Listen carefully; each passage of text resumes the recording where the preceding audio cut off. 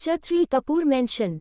अनन्या ने स्माइल करते हुए कहा, नथिंग दी, मोम आ रही है, आप बस उन्हें हैंडल कर लो प्लीज। अनु हाँ कहने ही वाली थी, पीछे से उनकी माँ आती है और गुस्से से बोली, अनन्या आपने गलत किया है, आप सॉरी बोलो।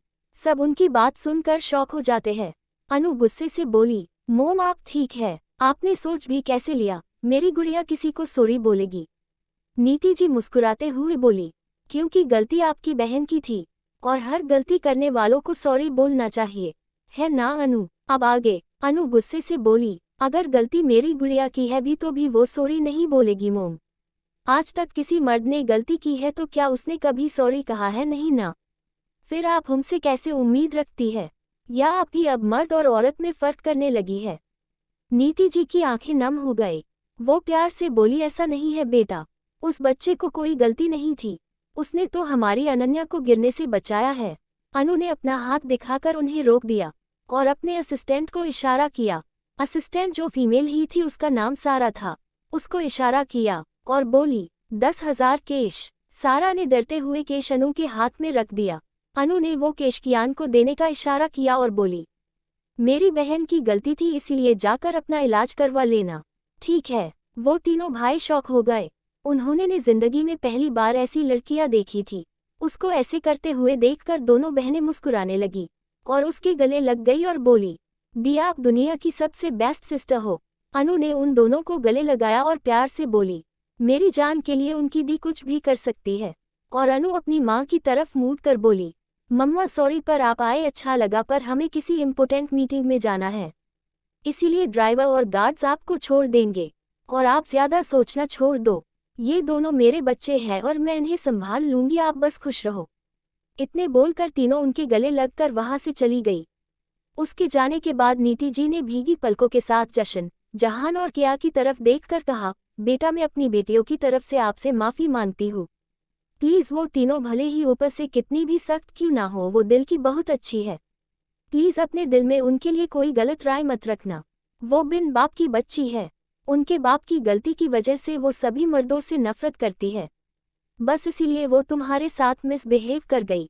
जशन सबसे पहले बोला, आप कैसी बात कर रही है मोटा काकी, आपकी बेटी भले ही बताया नहीं, वो तीनों बहन एक दूसरे से बहुत प्यार करती है और अकेली लड़कियों को थोड़ा स्ट्रिक्ट तो होना ही चाहिए, वरना ये बेरहम दुनिया उनका फ़ायदा उठाकर उनकी मासूमियत को ख़त्म कर देती है। कोई बात नहीं, हमें उनसे कोई प्रॉब्लम नहीं है। नीति जी पूछा, आप कहाँ से हो बेटा। जशन बोला, हम गुजरात के अहमदाबाद शहर से हैं। नीति जी खुश होकर बोली, अच्छा वह मेरी एक दोस्त भी रहती है, क्या आप उन्हें जानते हो। वो वह के बहुत ही अच्छे परिवार वीरानीस की बहू है। वो तीनों शौक हो जाते हैं। जहान ने पूछा, आप वीरानी परिवार को कैसे जानती है। नीति जी मुस्कुराकर बोली, वो मेरी बचपन की दोस्त है ना, वो उस परिवार की बहू है। जहान ने पूछा, आपकी दोस्त का क्या नाम है काकी। नीति जी मुस्कुराकर बोली, सविता। सविता वीरानी, वो मेरी बचपन की दोस्त है और उसने मुझे कल ही बताया है कि उसके बेटे भी आज दिल्ली आने वाले हैं, मैं उन्हीं को ले आई हूँ। पर क्या आप तीनों उनको जानते हैं। वो तीनों एक दूसरे को देखने लगे। नीति जी को कुछ शक हुआ, उन्होंने पूछा, क्या आप तीनों जशन, जहान और कियान हैं। वो तीनों अब और शौक हो गए और एक दूसरे को देखने लगे। नीति जी मुस्कुराए और बोली, इतना शौक क्यों है आप तीनों के पास से किसी अपने के होने का एहसास हो रहा है। आप नहीं जानते, मैं और सविता बेस्ट फ्रेंड्स हैं, पर शादी के बाद उसे अहमदाबाद जाना पड़ा और मेरी शादी यहाँ हो गई, पर हम हमेशा कांटेक्ट में रहे हैं और आप लोग आ गए हो तो मैं आप लोगों को कहीं नहीं जाने दूंगी, आप लोग मेरे साथ चलो।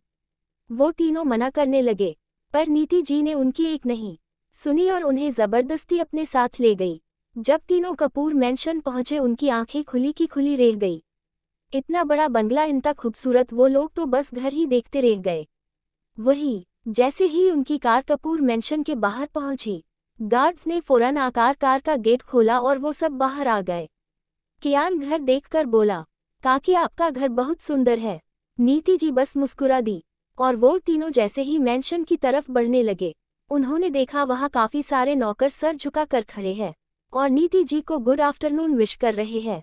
नीति जी सबको अवॉइड करके हेड सर्वेंट को बुलाकर बोली, ये तीनों हमारे बेटे हैं और इनको हमारे रूम के बगल वाले कमरे में इनका सामान रखवा दो।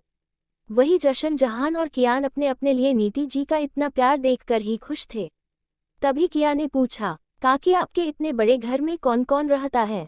नीति जी का चेहरा उतर गया और दुखी होते हुए बोली, मेरे पिता जैसे ससुर और मेरी 3 बेटियां, पर जब से उन्होंने अपना बिजनेस संभाला है वो मुश्किल से ही यहाँ आती है, इसीलिए मैं और पापा ही रहते हैं। वो तीनों उनके अकेले पैन का दर्द समझ रहे थे।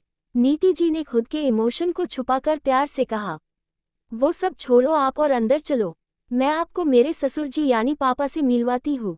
वो तीनों मुस्कुराने लगे और उनके पीछे चल दिए, और जैसे ही वो तीनों अंदर आए, वहाँ 65 साल का बूढ़ा आदमी था, पर उसने खुद को काफी मेंटेन किया हुआ था, इसलिए वो 50 साल से ज्यादा के नहीं दिख रहे थे।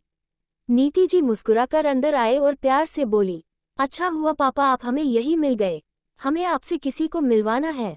ऋषिकेश जी ने जब अपनी बहू की खुश देखा तो प्यार से उसके सर पर हाथ रख कर बोले, हमेशा खुश रहिए बेटा और ऐसे ही मुस्कुराते रहिए, आपको ऐसे खुश देखकर हमें खुशी होती है।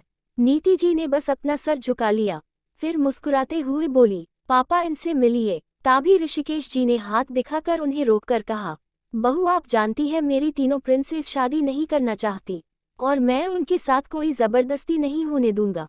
मैं अपनी एक बेटी को इतने साल जबरदस्ती की शादी में इतना दुखी होते हुए देख चुका और किसी बेटी के आंसू नहीं सह पाऊंगा मैं। इसीलिए प्लीज अपनी बेटियों को शादी के लिए फोर्स करना बंद कीजिए और अपने बारे में सोचिए। हमने आपके लिए भी लड़के देखने शुरू कर दिए हैं। सब उनकी बात सुनकर शॉक हो गए।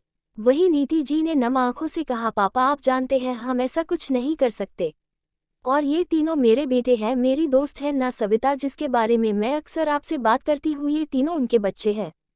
और मैं पागल नहीं हूँ जो आपकी पोतियों के लिए मेरे मासूम बेटे कुर्बान करूँ, और उन्हें फिलहाल सच में एक लाइफ पार्टनर की ज़रूरत नहीं, पर आप और आपकी पोतियाँ मेरी बात समझने से रहे, इसीलिए उन्हें अब हमने हमारे कान्हा जी पर छोड़ दिया है, वो जो चाहेंगे वही होगा।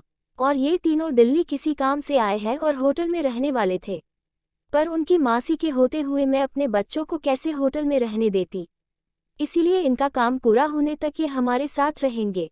उद्धरण। और हाँ आप खुश हो जाए, आपने अपनी पोतियों को जिस काम से भेजा था उनकी शक्ल बता रही थी वो पूरा हो गया है। ऋषिकेश जी बोले, आप मिली थी उनसे? नीति जी ने उन्हें सारी बात बता दी और गुस्से से बोली, पापा आपके लाड प्यार ने बिगाड़ दिया है उन्हें। वो किसी मर्द से माफी मांगना अपनी इंसल्ट समझने लगी है, जो गलत है। आगे आप जानो या वो तीनों। वो मूरी और जशन जहान और कियान को अपने साथ ले गई। उनके जाने के बाद ऋषिकेश जी बोले, बहू मेरी पोतियों के दिल का दर्द तुम नहीं समझोगी, इसीलिए उन्हें उनके हाल पास छोड़ दो, वक्त सब ठीक कर देगा।